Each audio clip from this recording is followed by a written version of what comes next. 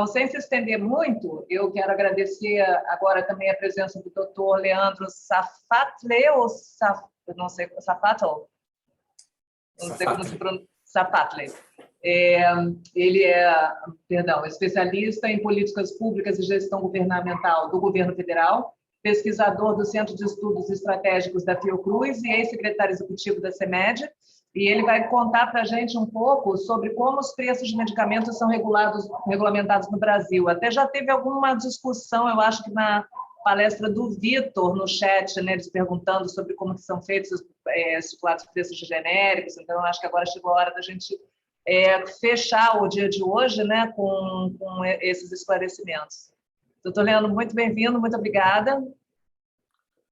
Eu agradeço o convite, Isabela, agradeço demais o convite da UAIPO, da NPI, da BPI, por ter essa oportunidade de a gente conversar com vocês. Achei o debate anterior fantástico, assim, foi muito rico. Assim, fiquei empolgado em querer participar, porque eu trabalhei muito dentro da secretaria que cuidava desse desenvolvimento industrial lá dentro do setor do Ministério da Saúde e como ex-secretário executivo da CEMED também, e como agora, fazendo parte do Centro de Estudos Estratégicos da Fiocruz, esse é o debate que a gente faz dentro do Centro de Estudos Estratégicos lá dentro. Exatamente esse é o debate de desenvolvimento desse setor de saúde, fazendo essas interligações entre as diversas políticas, contexto internacional. Então, achei assim, riquíssimo o debate. Fiquei tentado a tentar participar também de algumas questões assim, que eu achei que foram muito bem colocadas. Mas, bom, eu vou começar aqui minha apresentação. Deixa eu compartilhar minha tela aqui.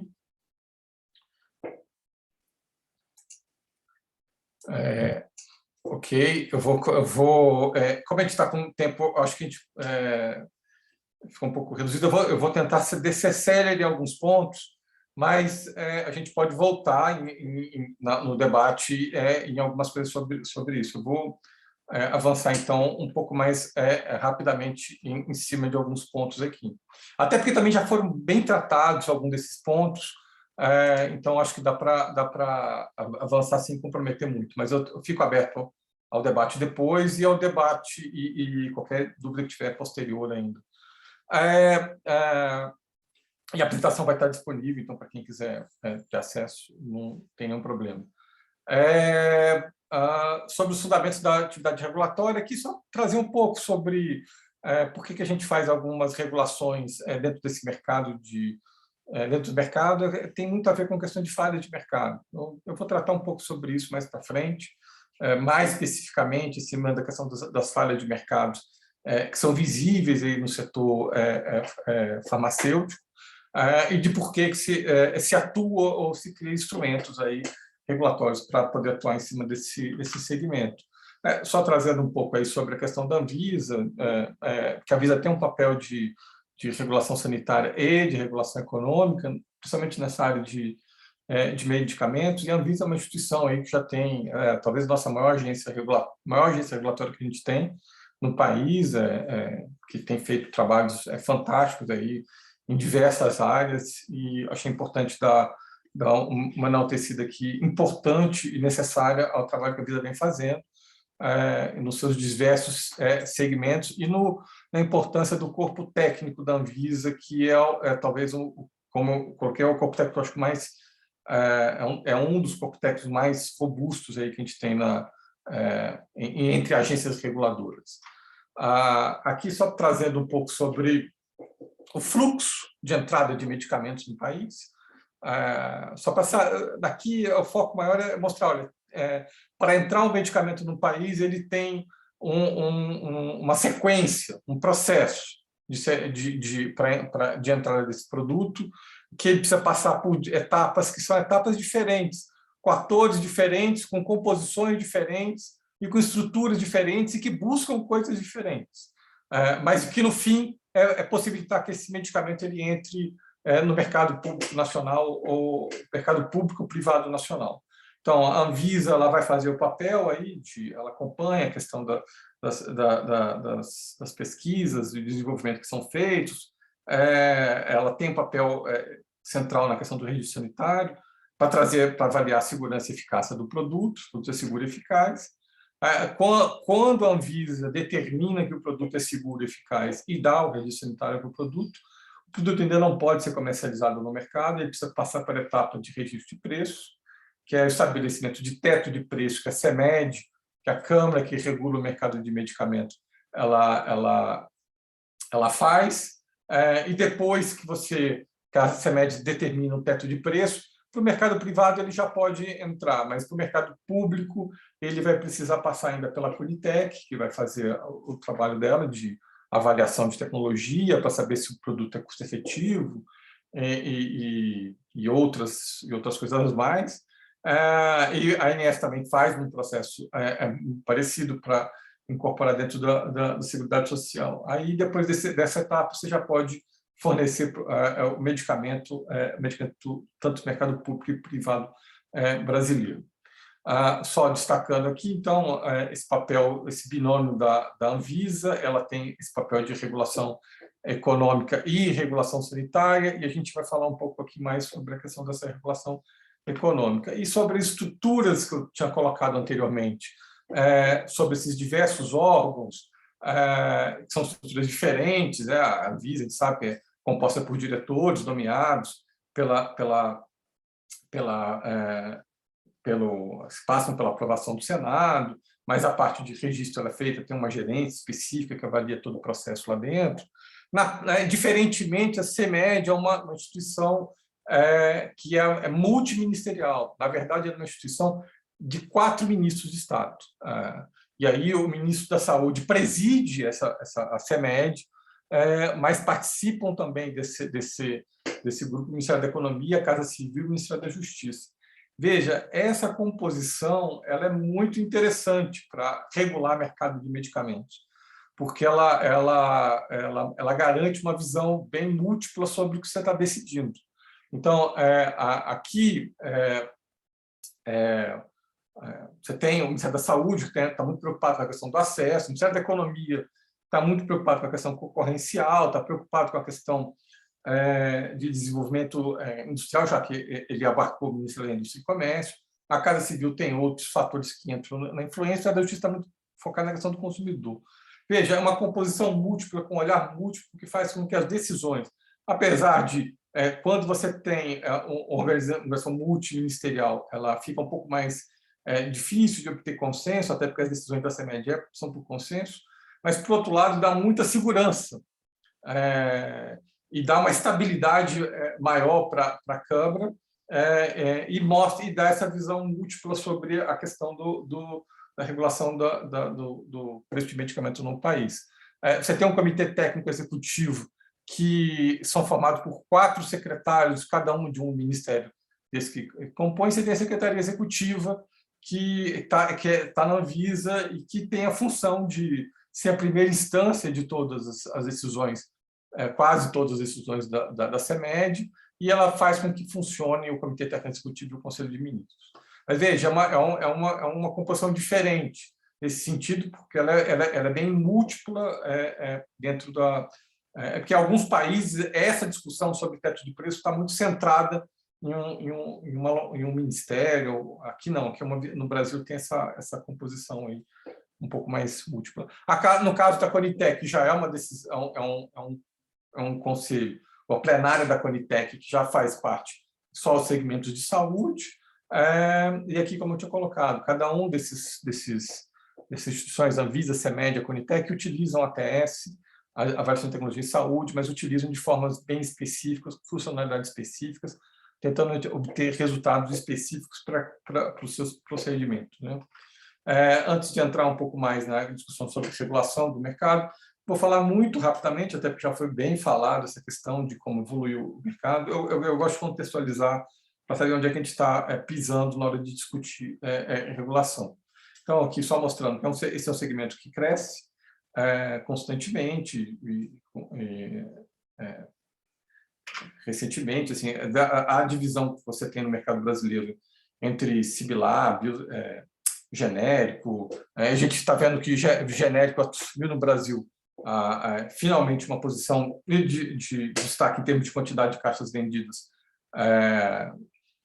a partir de 2016, apesar de a gente estar falando de similar, que é um genérico de marca, então tem uma participação. O Brasil não é visto como um país que tem uma barreira muito grande à entrada a esse tipo de concorrência, como em alguns outros países. Então, se a gente for somar genérico de marca, a gente tem uma participação bem considerável da entrada desses produtos. Não tão grande quanto, por exemplo, o mercado chileno, mas ele é bem considerável essa questão. Mas, assim, destaca bastante a evolução que a gente está tendo de medicamento aqui biológico, avançando e hoje já respondendo por 1/4 do mercado em termos de faturamento.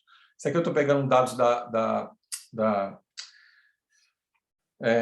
CEMED, que, de certa forma, talvez o dado mais completo que se tem de mercado de medicamentos, porque é o dado que inclui, talvez seja o único banco de dados que você tem, de fato, o peso das indústrias, dos laboratórios oficiais, dos laboratórios públicos, dentro do mercado. Bom, e aqui eu só trazendo esse ponto aqui, porque é um erro falar em mercado de medicamentos. Na verdade, a gente tem uma série de mercados de medicamentos. Isso aqui é uma forma de separar os mercados. Por exemplo, o medicamento para tosse não compete com o medicamento para câncer. São mercados diferentes, com procedimentos diferentes, com reação de firmas diferentes à entrada de novos concorrentes. Cada mercado tem uma estrutura de comportamento diferenciado.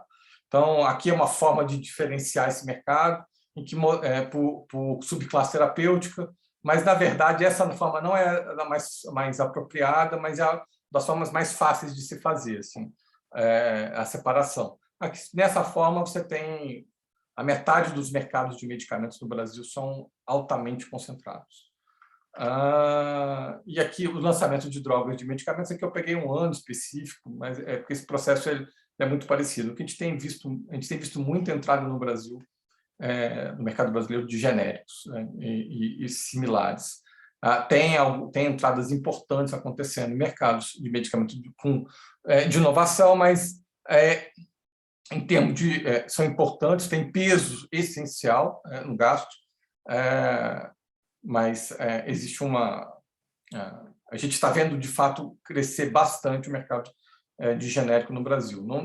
Desculpa, eu não queria colocar uma contraposição entre as duas coisas, porque são coisas bem distintas, mas só enfatizar isso. Assim, então, tem entrado muitos produtos importantes, inovadores no país, mas também tem havido um avanço muito grande da concorrência através de produção de genéricos de similares.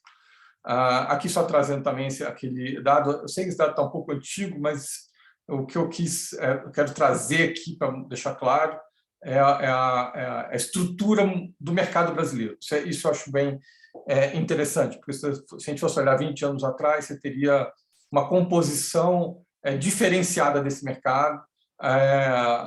Hoje não, você tem uma participação muito importante de grandes multinacionais no país, você tem participação muito importante de grandes laboratórios nacionais e você tem participação importante de laboratórios oficiais. Aí, aqui trazendo o dado da Fiocruz, mostrando que ela está entre as 10 maiores laboratórios aí atuando no mercado brasileiro, e se a gente for pegar o Butantan, é outra instituição que está entre as 20 maiores. Agora, nesse momento de pandemia, talvez esse dado da Fiocruz ele seja ainda um pouco bem maior aí por causa do peso que as vacinas tomaram. Aqui só mostrar um pouco que o mercado de medicamentos é um mercado resiliente, mesmo em períodos de alta crise que a gente teve, esse foi um período, talvez, dos piores períodos da indústria que a gente teve, o mercado de medicamentos ele continuou mantendo uma taxa de crescimento consistente. Então, acho que isso é bem interessante. E é um mercado que está em forte mutação no país, aqui mostrando como, por exemplo, o peso que está tendo os medicamentos antineoplásicos, eles praticamente dobraram, mais que dobraram de posição em 15 anos, em peso, no gasto em 15 anos, enquanto outros medicamentos, tipo parasitologia, você tem caído pela metade no seu peso. Isso devido a uma série de confluências de outras políticas e das inovações que estão chegando no mercado, as necessidades que estão se tendo. Mercado de vacinas no Brasil cresceu. Talvez a gente esteja falado do ano passado como ano onde mercado de vacinas seja o maior mercado do país, por causa do peso das vacinas para a Covid, e da nossa estrutura de vacinação. Mas, assim, se a gente for olhar globalmente, tem um peso muito grande da oncologia, tem, né, nos avanços recentes e futuros que a gente vai ter nos próximos anos dentro desse segmento. Aqui já foi apresentado esse dado, eu quis trazer isso aqui só para mostrar que tem, dentro dos mercados emergentes, tem países que cresceram e que têm perspectiva de crescer mais nos próximos anos, diferente dos outros mercados. Os mercados emergentes cresceram mais que os desenvolvidos, e dentro dos mercados emergentes tem países que fizeram isso. O Brasil faz parte desse grupo. Só vai mostrar que o mercado brasileiro é um mercado relevante, pujante, crescente, só que a gente tem desafios muito grandes. Esse aqui é um desafio importante. O peso que esses medicamentos mais específicos, mais caros, vão assumir nos gastos, não só de países emergentes, o Brasil está mais ou menos por aqui, mas em países, quanto os países mais desenvolvidos.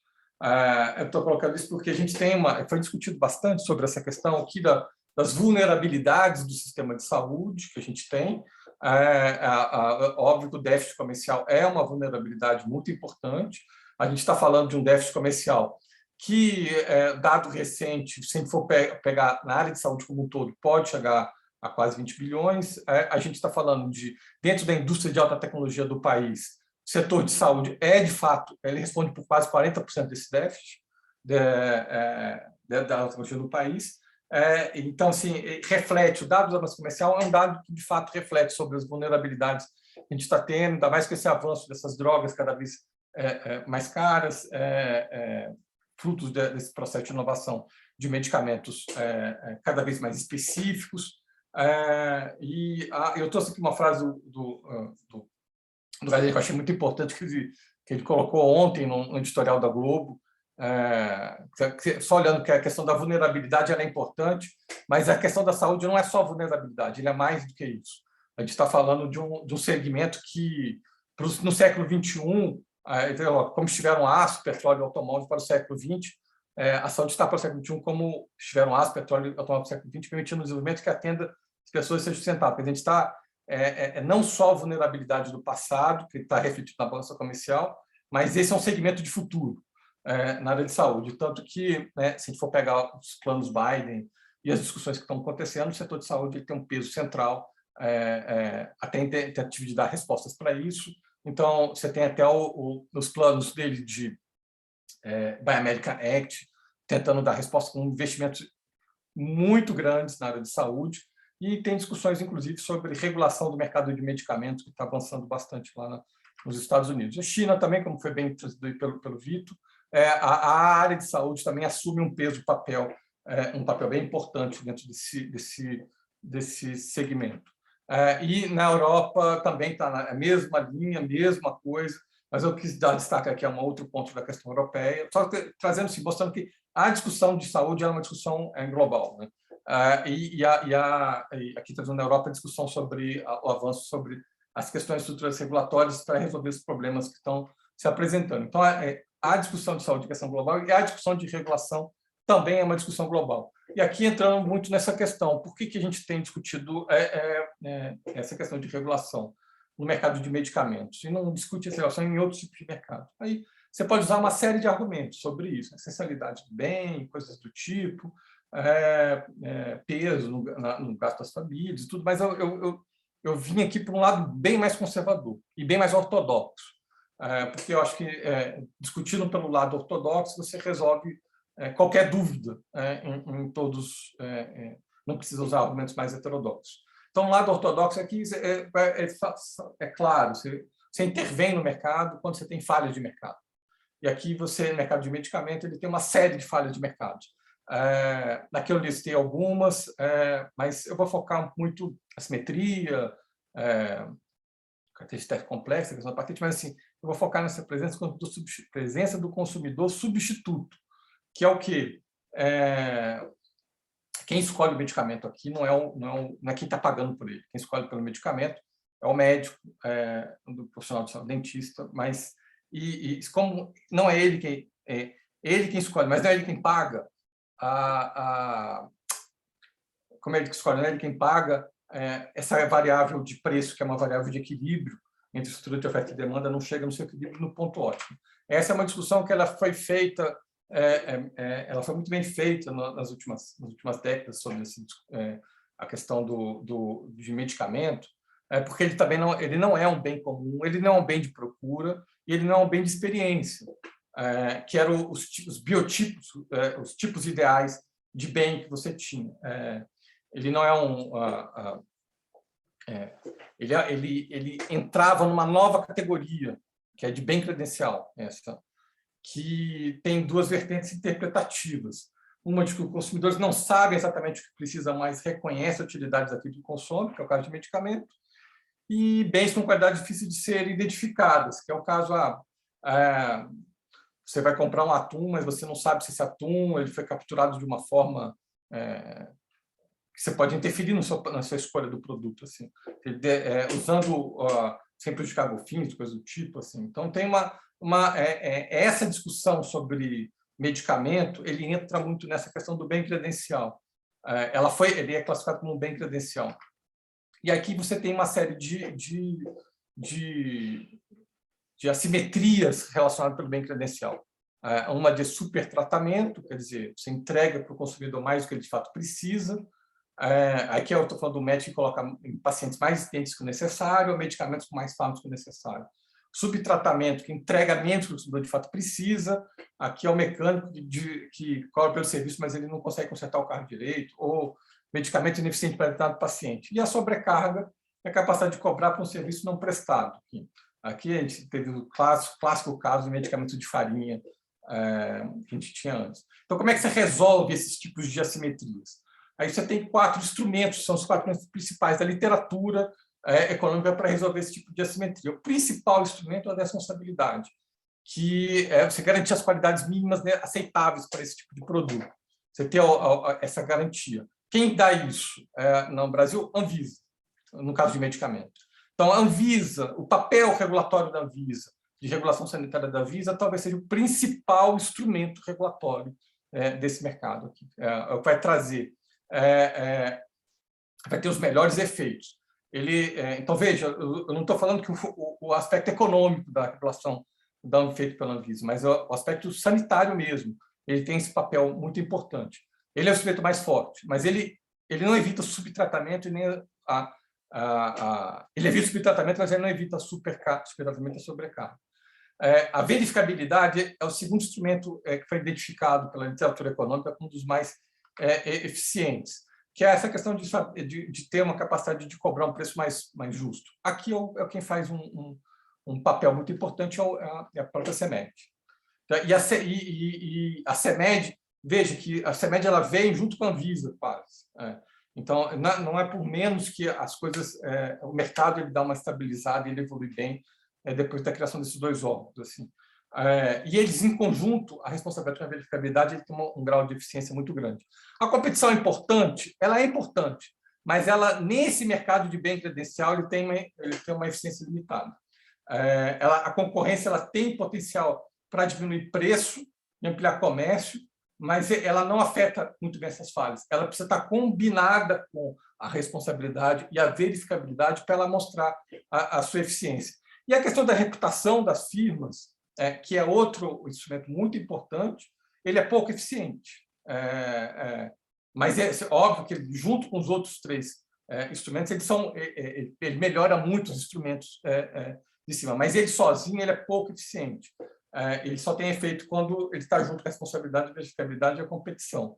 Mas, assim, o que se tem visto nesse mercado de bem credencial é quando você tem só competição e reputação de firmas, você tem trapasses. E é o que acontece normalmente nesse mercado de automóveis, conserto de automóveis, mercado de OPMI que a gente tem, OPME que a gente tem, então tem visto muita coisa nesse sentido. Então, assim, como é que o mundo e aí como é que o mundo trata essa questão? O mundo trata com regulação, porque essas falhas de mercado, o fato de ser bem credencial não é uma característica do Brasil, é uma característica do produto. Então, o mundo ele caminha com estruturas regulatórias para resolver. Então, ele regula preço. Então, estou falando de uma forma até um pouco mais ampla o uso do racional da regulação. E aí, o instrumento talvez o mais comum deles é o referenciamento externo de preço. Mas você tem uma série de outras políticas que vêm sendo adotadas nos países, e tem outras políticas que estão sendo abandonadas, como regulação de custo, que é o que está sendo, se mostra muito pouco eficiente, porque estimula indústrias ineficientes no mercado. Aqui alguns desses instrumentos colocados. E o Brasil, como é que ele atuou com isso? O Brasil também sempre regulou o mercado de medicamentos. Ele teve uma breve experiência de não regulação na década de 90, e o efeito foi feito um acordo entre as empresas e o governo, de que os produtos não iam aumentar preço e o governo desregulava o mercado. Óbvio que não funcionou. Então, os preços explodiram. Por quê? Porque, nesse aspecto, o governo não é muito crível, né? Você fala, vou desregular o mercado, a empresa não confia tanto. Como tem uma estabilidade política muito grande, eu não confio de que no próximo, daqui a 6 meses, muda ministro da Saúde, muda ministro da Economia, muda presidente, você vai começar uma outra estrutura regulatória mais rigorosa ainda que tem. Então, quando se desregulou o mercado, os preços explodiram e as vendas caíram. Você teve muitos desabastecimentos, porque era muito usada como mecanismo de majoração de preço. O mercado se desregulou completamente. Teve a CPI, muito importante no fim dos anos 90, e a consequência, depois que você criou a CPI, você criou a regulação, os preços se estabilizaram, tanto que hoje o preço de medicamento ele vem abaixo do preço do resto do setor de segmento da saúde, e mesmo abaixo do preço médio, da inflação média, o que não é comum no mundo, né? A inflação de medicamento normalmente costuma ser maior um pouco. Então, o preço estabilizado e as vendas cresceram, como a gente viu acontecendo. Então, depois da criação da CMED, da CAMED, aqui você teve políticas importantes, como de genéticos, política na criação da Anvisa, então você teve todo um contexto aqui muito rico acontecendo. E aqui é uma forma de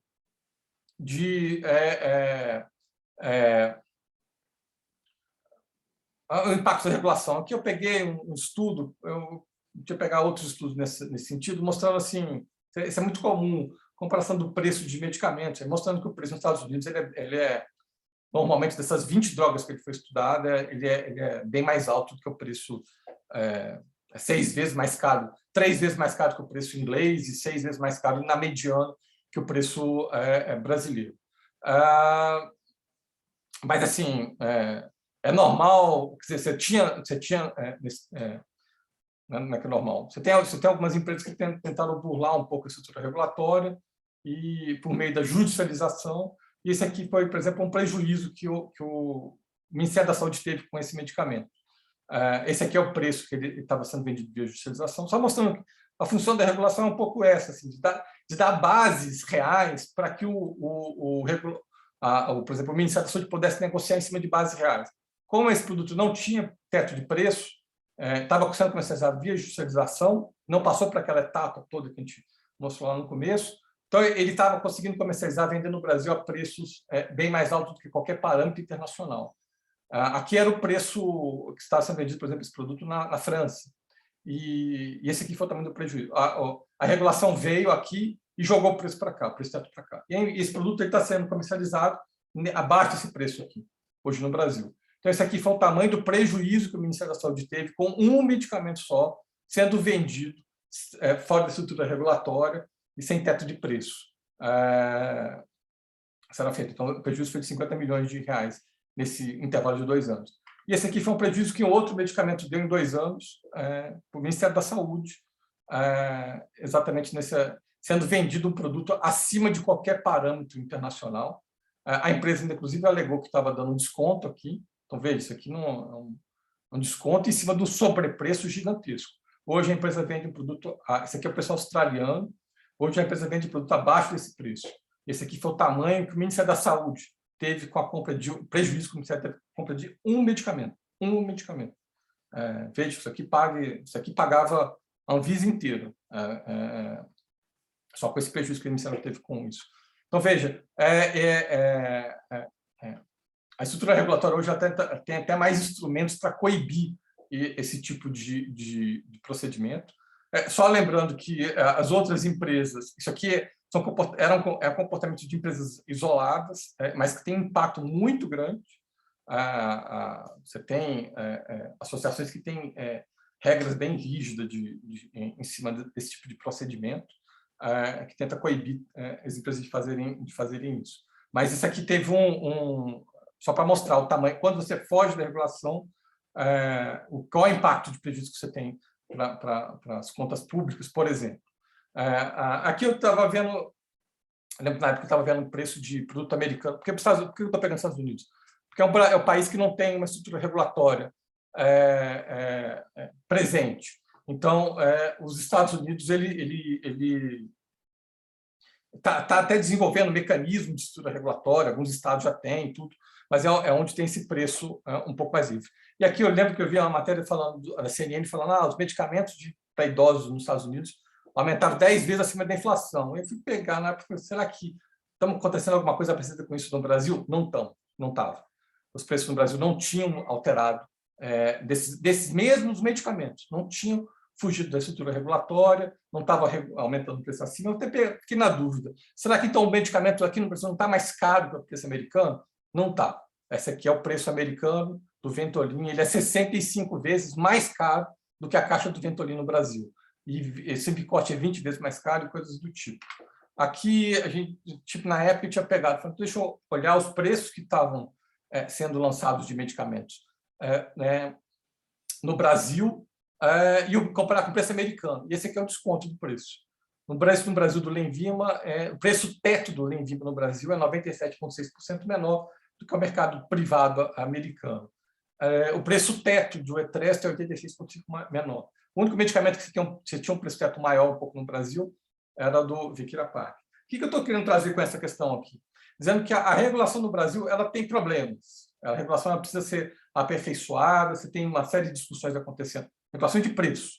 Tem uma série de procedimentos a serem feitos, mas hoje ela consegue estabilizar preços não em patamares americanos, estabiliza em preços em patamares mais baixos, mais próximos do mercado internacional, de fato.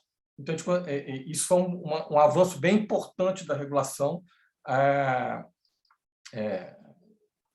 e um dos seus efeitos bem importantes sobre isso. Mercados que têm as mesmas falhas de mercado, como o de medicamentos, que é o caso do mercado de OPME, ele tem tem as falhas de mercado, mas não tem regulação. Então, o efeito é isso. Você tem preços no mercado brasileiro de dispositivos médicos implantáveis que são 26% do mercado de dispositivos médicos implantáveis tem um preço até 2 vezes mais caro do que o preço internacional. E 10% do mercado de OPME tem preço até 30 vezes mais caro que o mercado internacional. O que a CEMED fez foi pegar o mercado assim de medicamento e jogar tudo para a primeira coluna. Então, isso foi sem gerar desabastecimento e sem gerar problemas de maior ordem. Eu vou avançar rápido aqui. Isso aqui é um caso específico de OPME, mostrando como ele funciona no Brasil, um preço bem mais alto. E aqui é mostrando por que o preço de OPME no Brasil é bem mais alto do que no resto do mundo. Então, porque você tem essa etapa aqui toda.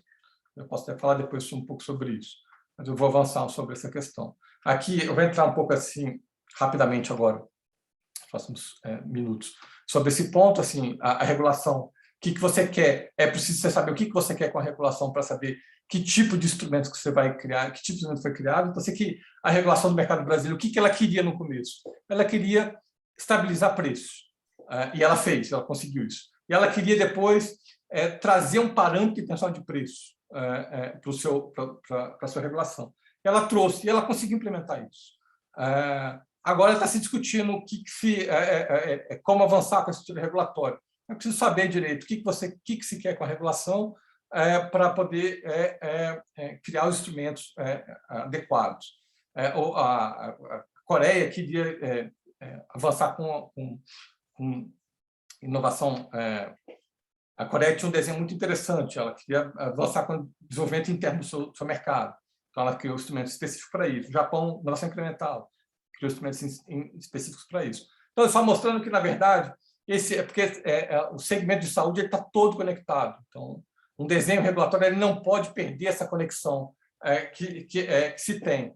Ainda mais agora, com o avanço da revolução tecnológica 4.0, com a biotecnologia, inteligência artificial, big data, nanotecnologia, a interconectividade, internet das coisas, essas separações elas se aproximam ainda mais, quer dizer, elas se conectam ainda mais. Então, assim, é preciso ter uma noção, quem traz muito bem isso é o Gadelha, preciso ter uma noção de todo esse mecanismo de funcionamento para desenvolver políticas de promoção e regulação.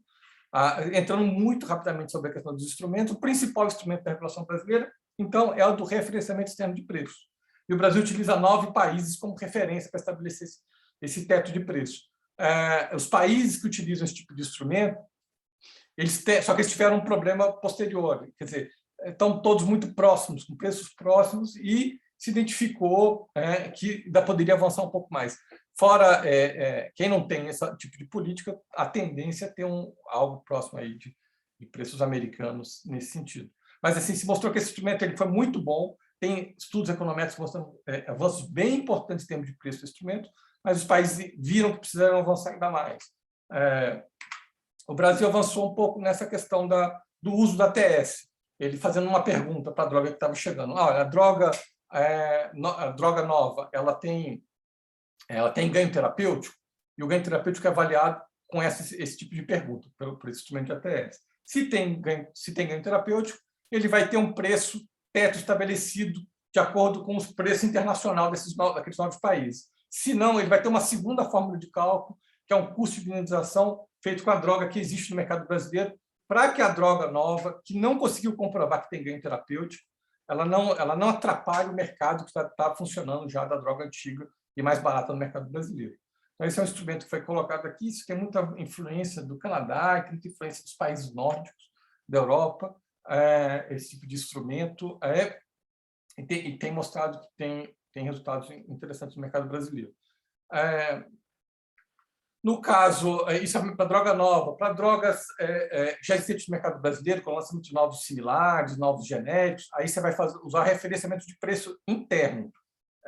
E aí você tem regras específicas para esse tipo de medicamentos, mas usando as bases de dados e os preços que estão acontecendo já no mercado interno.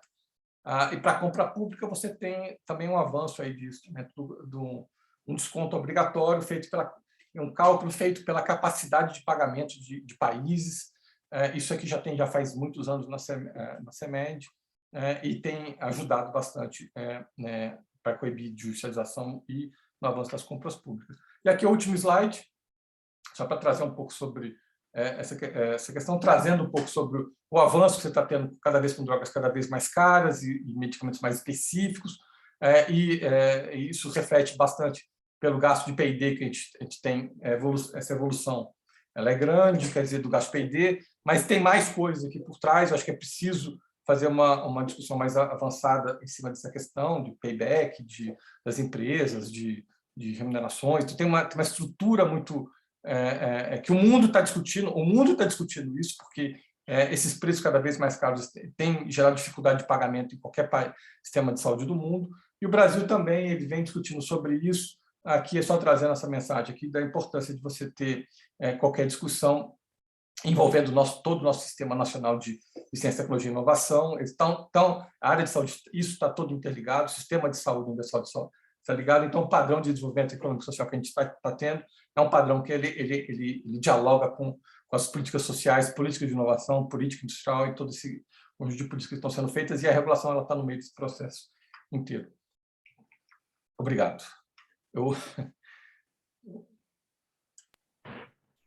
Deixa eu sair do compartilhamento aqui. Não.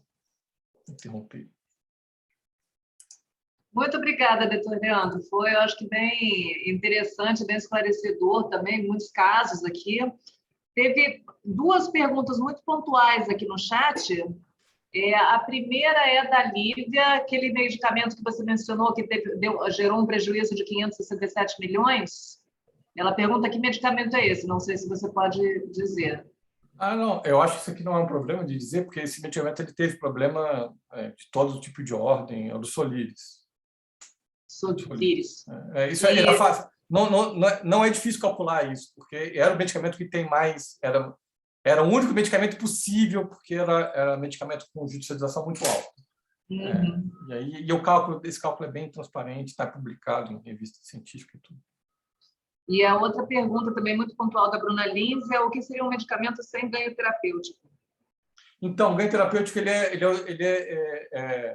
utiliza aquele instrumento de ATS que eu tinha colocado. Você faz aquelas 3 perguntas para saber se o produto ele tem ganho, se ele tem ganho terapêutico ou não.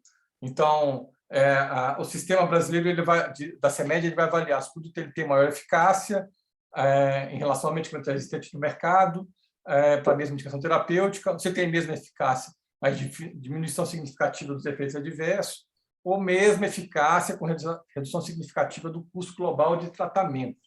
Então, são esses 3 critérios. Aí a gente pode avaliar, bom, esses critérios eles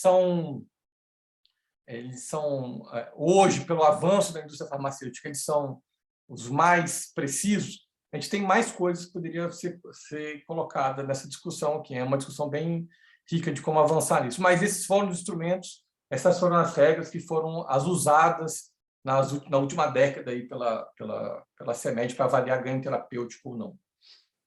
Então, a empresa é obrigada a informar isso. Se ela quer um preço prêmio, ela vai ter que provar para a CEMED que ela tem ganho terapêutico. Então, ela ia utilizando esses critérios. Se ela não consegue comprovar, ela não vai ter ganho terapêutico, ela vai fazer o cálculo duplo, preço internacional e preço da droga que existe no mercado brasileiro. O que for menor vai ser o preço teto dela. Excelente.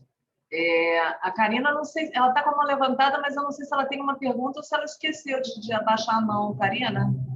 Oi, não, é o seguinte, é porque eu coloquei até no chat, assim, porque, tudo bem, eu entendo que a gente pode ter um preço de medicamentos muito inferior a diversos países, mas a questão é que a nossa realidade do brasileiro é que a maioria das pessoas ganha muito pouco em comparação com o preço do medicamento. Então, assim, às vezes, até é mais fácil para uma pessoa num país em que se ganha mais, comprar um medicamento mais caro, do que num país em que a realidade é outra, pagar certo medicamento. Por exemplo, eu conheço uma pessoa que interrompeu durante um tempo o uso do antidepressivo, aquele oxalato de escitalopram, né, o Reconter, que ele precisava, mas porque o medicamento custa em torno de R$100, e assim, infelizmente, ele tinha outras prioridades, essa pessoa, né?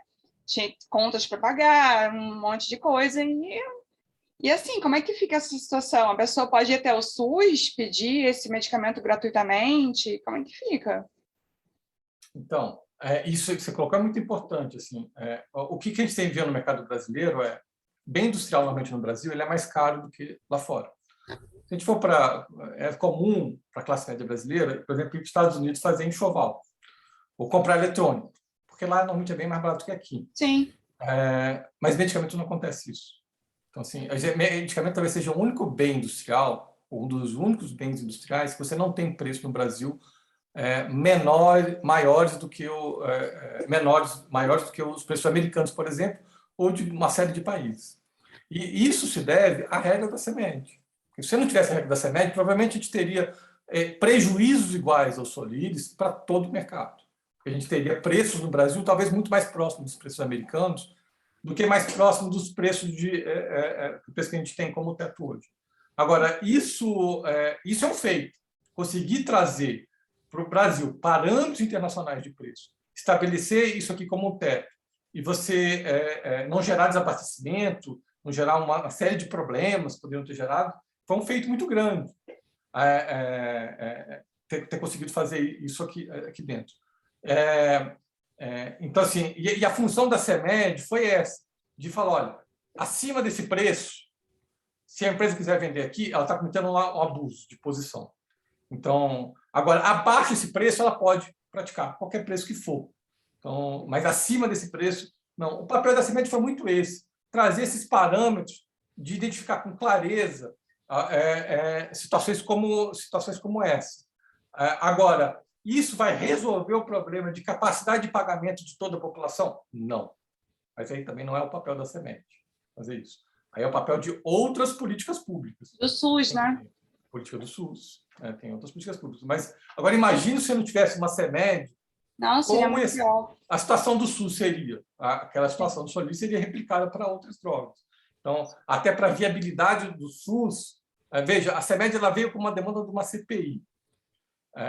E ela seguiu muitas regras do que estava acontecendo no mundo inteiro, porque o mundo inteiro estava regulando o mercado de medicamentos. Mas, veja, ela seguiu a CPI, mas ela se insere no SUS, ela tem um peso muito importante para o SUS. Agora, a gente tem uma situação mais complexa ainda. A regulação de teto de preço ela não é só para o SUS, ela é para o setor privado também.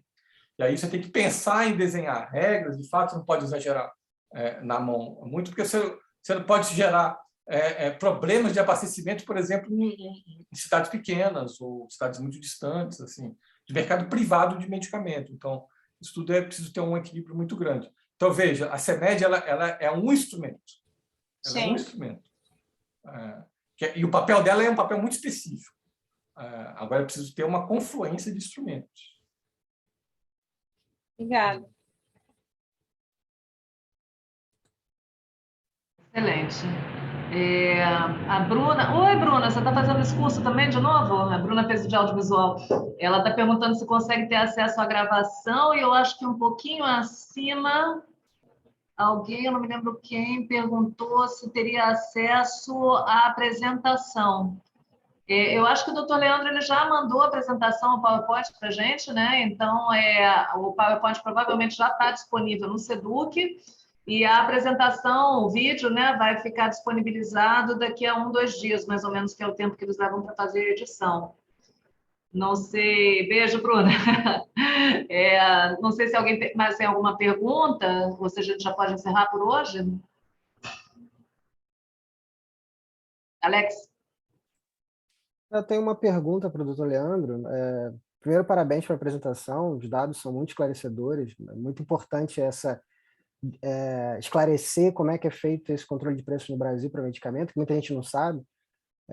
Mas a Conitec também tem um papel muito importante nesse processo de fazer essa análise econômica e efetividade para recomendar a inclusão na lista do SUS, né, dos medicamentos que o SUS fornece para a população. Isso é muito importante porque ajuda a não judicializar muitas dessas novas tecnologias que estão vindo para o mercado, e que aí quando você judicializa, o custo para o SUS, para o Estado, é gigantesco, né, e permite que o Estado consiga negociar. Mas a minha pergunta é em relação a como é que você vê a interação desses órgãos com propriedade intelectual.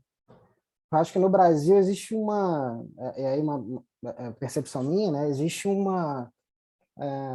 descolamento, né, entre propriedade intelectual e regulatório, né, e que impacta justamente nessas tomadas de decisão, né? Se na hora que o Estado vai tomar uma decisão em relação ao preço de medicamento ou ao medicamento, ele não tem claro se quais são as proteções que cabem, que aquele medicamento tem em relação à propriedade intelectual, né, fica difícil até depois para a tomada de decisão, né, do Estado. E até para os players no mercado saberem quando que eles podem botar um genérico no mercado, quais são as patentes ou possíveis pedidos de patentes que protegem aquele novo medicamento. Então, traz uma insegurança jurídica, traz uma... Enfim, como é que isso hoje você entende que está no Brasil, né?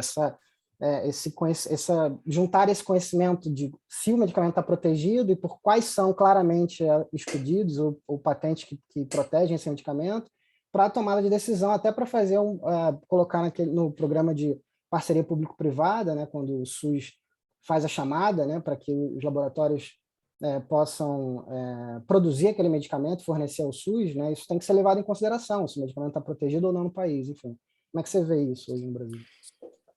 Essa pergunta é fantástica, excelente, necessária, a pergunta. Assim, eu teria 2 aspectos para colocar em cima disso. Assim, dentro da regulação do mercado de medicamentos, a questão da propriedade intelectual ela é insumo estratégico. Assim, então, ela é igual a Anvisa, tem um registro sanitário, o que a empresa é obrigada a informar cada questão patentária dentro dos seus pareceres, quando eles encaminham documentos para pedir preços máximos no Brasil. Então, tanto que quando houve algumas polêmicas em cima dessa discussão de patente, as empresas elas também procuram a CEMED para atuar em cima disso, porque ela dá essa autorização de comercialização de um produto ou não. Então, assim, eu diria que essa discussão ela é um insumo necessário para poder fazer qualquer discussão em cima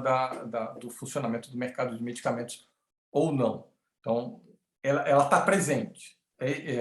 Então, ela não eu queria colocar que ela não é relevada, não é uma discussão que não se passa. Dentro da CEMED, por exemplo, você tem gente especialista em questão de patente para poder fazer toda essa discussão ali dentro, recebendo os insumos que vêm dos órgãos competentes. Agora, se eu entendi bem a sua questão, ela é muito mais profunda que isso. E aí, a gente tem um problema, essa é uma visão muito particular, a gente tem um problema de conexões de políticas, de órgãos, dos órgãos que fazem regulação em si. Então, você falou da Conitec, a Conitec tem um papel importantíssimo.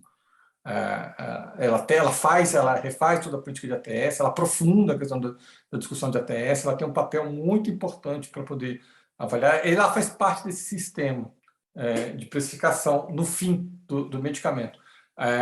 Você tem a negociação de preços também, que é feita a posteriori em órgão diferente do Ministério da Saúde, mas veja, em alguns países tudo está muito conectado, é tudo feito por uma instituição em si.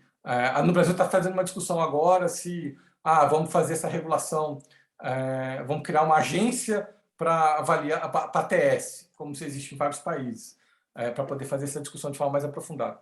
O que eu queria colocar em cima dessa questão? Fazer uma gestão dessas políticas de inovação, políticas de patente, políticas regulatórias, políticas de promoção.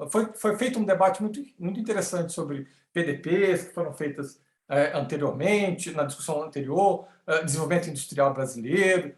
Essas políticas todas, assim, políticas nesse sentido, esse diálogo, a gente já teve uma experiência de diálogo, de fazer alguma gestão dessas políticas, para que elas se conversem melhor. Foi a experiência que a gente teve com o GSIS, na época que você estava fazendo a gestão do Complexo Econômico Industrial da Saúde.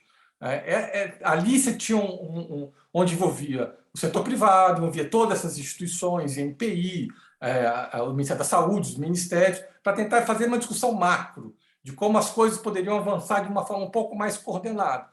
Foi uma experiência rica que se teve. E que ali sim você poderia conectar ainda melhor essas políticas com uma estrutura de governança dessa. Você pode conectar ainda melhor as políticas de promoção, desenvolvimento e regulatória do Estado. Então, eu diria que para se fazer uma conexão melhor, você precisa ter uma estrutura de governança maior para resolver, para as coisas estarem bem mais conectadas. Mas você tem hoje o INPI, quer dizer, a patente é um ponto muito importante, acho que para todo o processo regulatório. Obrigado, professor. Então, muito obrigada. Obrigada pela pergunta, Alex, foi bem relevante. Eu acho que eu vou encerrar, então, porque já estou vendo que tem bastante gente aqui já tendo que se desconectar e quero encerrar agradecendo muito a todos os palestrantes do dia, o Vitor, o Leandro, a Márcia, que ainda estão aqui, a Ana Carolina continua, a Ana Cláudia, não sei se ainda está. Foi muito rico, eu aprendi muito hoje. Vou ter que rever as gravações também, porque eu acho que teve muito detalhe, teve muita informação aqui, que eu acho que todo mundo vai ter muito interesse em revisar. Já vi que vocês já estão respondendo o formulário de avaliação e acho que hoje, pelos resultados que estão saindo, foi o melhor dia até agora. Então, bom, amanhã a gente começa às 9 horas, a gente vai abordar o tema de vacinas e a Covid-19. Então, nós vamos ter o tema de critérios de exame de patentes farmacêuticas, que vai ser entregue por uma pela chefe da divisão de farmácia 2 do INPI, a senhora Núbia Gabriela Benício Chedid. Eu acho que ela está, inclusive, fazendo o curso, participando do curso como aluna. E depois, a segunda palestra do dia vai ser sobre licenças compulsórias e licenças voluntárias e as leis em trâmite no Parlamento, e vai ser dada pelo Dr. Cláudio Barbosa, que é advogado, ele é sócio da Casnar Leonardos. Não sei se vocês querem fazer mais alguma colocação, os palestrantes. Se não, Leandro? Só agradecer. Obrigado. Obrigado demais pelo convite, pelo debate. Somos nós que agradecemos. Eu acho que esse foi um tema que é muito raro de ser debatido num curso, né, de propriedade intelectual. Então, eu acho que foi assim de suma relevância para todo mundo que está aqui. Eu acho que a gente se beneficiou muito, realmente. Eu me junto à Patrícia aqui para bater palma aqui, silenciosas, para vocês.